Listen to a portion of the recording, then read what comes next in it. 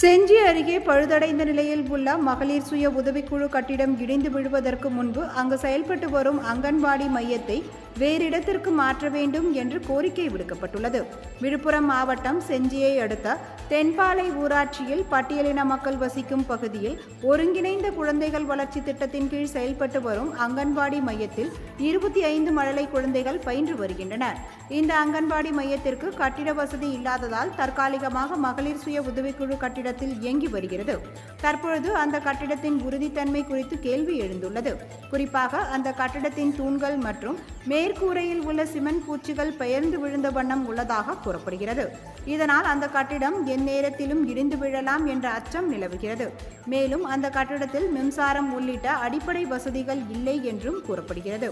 எனவே அசம்பாவிதங்கள் நிகழ்வதற்கு முன்பு குழந்தைகளின் நலன் கருதி அங்கன்வாடி மையத்தை வேறு இடத்திற்கு மாற்ற வேண்டும் என்று அரசுக்கு பொதுமக்கள் கோரிக்கை விடுத்துள்ளனர்.